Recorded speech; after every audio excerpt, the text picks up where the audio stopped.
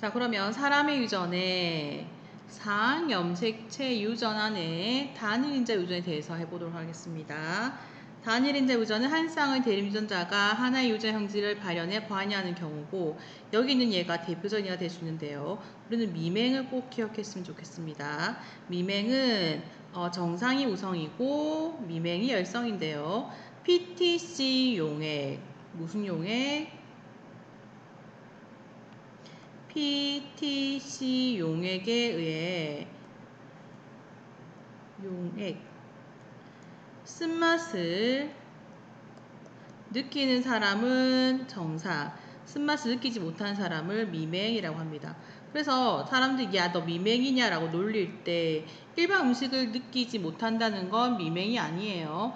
PTC 용액이라는 특정한 용액에 대해서 쓴맛을 못 느끼는 사람을 우리는 미맹이라고 합니다. 자, 그런데 이런 경우 말고 두 번째, 복대립 유전이 있어요. 복대립 유전은 3개 이상의 대립 유전자가 하나의 유전지 발현에 관여하는 경우를 얘기하는데, 이거는 3개 이상, 3종류 이상이란 뜻입니다. 3종류 이상이 관여합니다. 그렇지만 결국 한 개체에 작용할 때는 한 쌍만 관여한다는 거 기억하셔야 됩니다. 대표적인 예가 ABO식 혈액형인데요. ABO식 혈액형은 유전자 A, B 유전자가 존재합니다. 그리고 또 뭐가 있냐면 O 유전자가 존재합니다. 이 세 종류의 유전자가 혈액형이라는 형질에 관여하는데 한 쌍만 관여합니다. 그래서 AA가 만나면 A형이 되죠. 다음 BB가 만나면 B형이 됩니다. 다음 OO가 만나면 O형이 됩니다. 여기서 A와 B와 O의 우열 관계가 명확한데요. A와 O 관계에서 A가 우성이고 B와 O 관계에서 B가 우성입니다. 그러면 A와 B에게서는 어떤 것이 우성일까? 우열의 관계가 없이 바로 AB형으로 발현이 됩니다. 그래서 복대립 유전을 착각하면 안 되는 게 유전자의 종류가 3가지이지 실제로 한 개체에 작용할 때는 한 쌍만 관여하게 된다는 것을 꼭 기억해야 됩니다. 자, 그래서 옆에 그림을 보게 되면 A형은 적혈구 표면에 A라는 응집원을 가진 사람을 얘기하고, 이 A라는 응집원이 발현되는 것은 AA이거나 AO일 때 가능하다는 거죠. 지금 염색체에 같은 위치에 A와 O가 있는 게 보입니까? 네. 우린 앞에서 배웠습니다. 대립유전자는 상동 염색체의 같은 위치에 있다. 그래서 A 유전자도 O 유전자도 결국 같은 위치에 존재합니다. 그럼 B도 마찬가지겠죠. B도 같은 위치에 있습니다. 자, B형 혈액이 발현되려면 BB가 만나거나 BO가 만나면 되겠죠. AB형은 A와 B가 만나고 O형은 OO가 만나야 됩니다. 그래서 혈액형 유전에서 굉장히 좋은 건 뭐냐면 O형과 AB형은 표현형이 유전자형이므로 바로 유전자형을 적을 수가 있죠. O형일 때는 OO라고 쓰고 AB형일 때는 AB라고 쓰면 되겠습니다.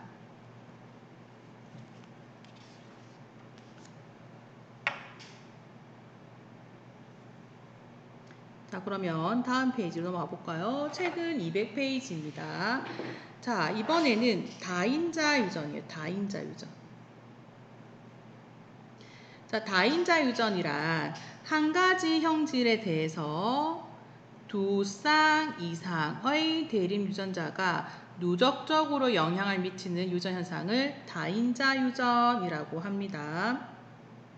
앞에서 복대립 유전하고 비교를 해야 되는데, 복대립 유전은 한 쌍만 관여하지만 다인자 유전은 2쌍 이상의 대립 유전자가 작용을 한다는 거 잊지 마시고요.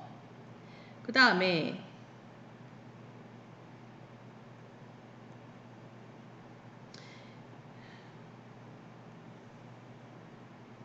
여기서 중요한 것은 여러 개의 유전자가 누적적으로 작용하고 환경의 영향도 받기 때문에 형질이 뚜렷하게 구별이 되지 않고 다양한 질적 차이를 만들어냅니다. 거기에 환경까지 작용하니까 더 그렇겠죠. 그래서 변이가 점진적으로 나타나는 연속 변이를 하고 그 그래프가 바로 이렇게 정규 분포 곡선을 그리게 됩니다. 대표적인 예가 키, 몸무게, 피부색 이런 것들인데 결국 평균값이 가장 많고 끝으로 갈수록 감소하는 그래프가 그려지겠죠. 이게 다인자 유전의 특징이에요. 조금 더 자세하게 하기 위해서 그 다음 페이지를 보도록 하겠습니다. 여러분 책에도 200페이지 밑에 있어요. 자, 지금 이거는 사람의 피부색 다인자 유전의 모델이에요. 모델이라는 것은 실제가 아니라는 거죠. 사실은 사람의 피부색에 관여하는 유전자는 100가지가 넘는다고 합니다. 근데 이것을 이제 우리가 이해하기 위해서 조금 간단하게 만들어 놓은 거라고 생각하면 됩니다.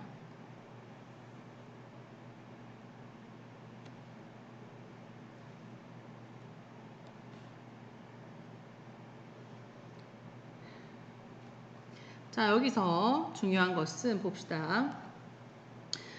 피부색을 결정한 유전자는 A, B, C 요 세 가지 종류가 관여한다라고 하고요.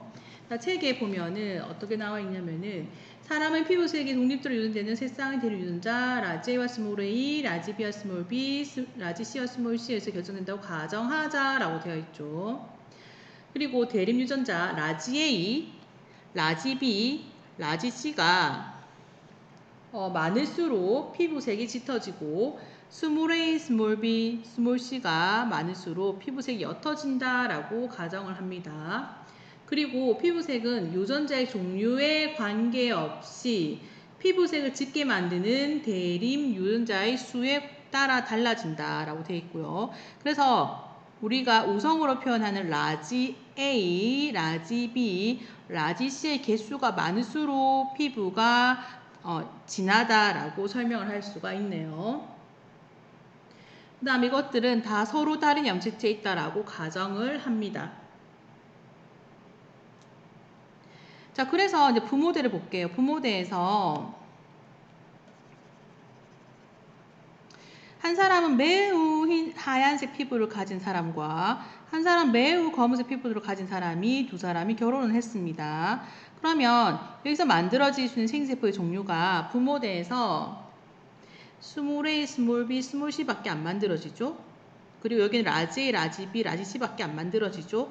두 개가 수정되면은 이렇게 라지 A, 스몰 A, 라지 B, 스몰 B, 라지 C, 스몰 C가 됩니다. 그러면은 이 자손은 부모의 약간 중간 정도의 피부색을 가지겠죠. 이 자식이 자기와 피부색 유전자 똑같은 사람을 만난 거예요. 만나서 결혼해서 자식을 살펴봅니다. 그러면은 이 난자에는 어떻게 들어가겠습니까? 지금 A와 B와 C가 서로 독립적이다. 서로 다른 염색체에 있다고 했으니까 생리세포에는 종류가 라지 A가 들어가는 거, 스몰 A가 들어가는 거 두 가지, 또는 라지 B가 들어가는 거, 스몰 B가 들어가는 거 두 가지, 또 라지 C가 들어가는 거, 스몰 C가 들어가는 거 두 가지 해서 총 8가지의 생세포가 만들어집니다. 배우자도 마찬가지겠죠? 그렇죠? 두 가지 해서 총 8가지 생세포가 만들어집니다. 그래서 지금 8칸이 만들어진 거죠. 8종류.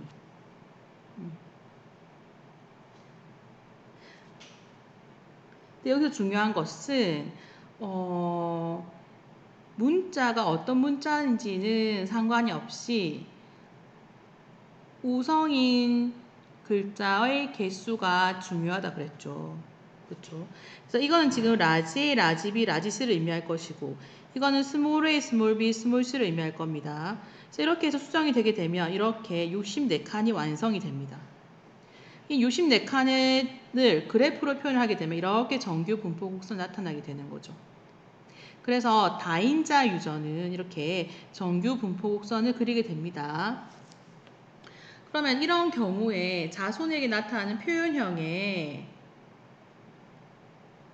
종류는 몇 가지일까? 몇 가지일까? 이 자손에 의해서는 최대로 진한 거는 6개가, 대문자 6개가 만나는 거죠. 그 다음 5개, 4개, 3개, 2개, 1개, 그리고 아예 진한 것이 없는 것끼리 만날 수 있으니까 0개. 결론적으로는 7가지가 만들어질 수 있습니다. 자, 이게 다인자 유전의 특징입니다.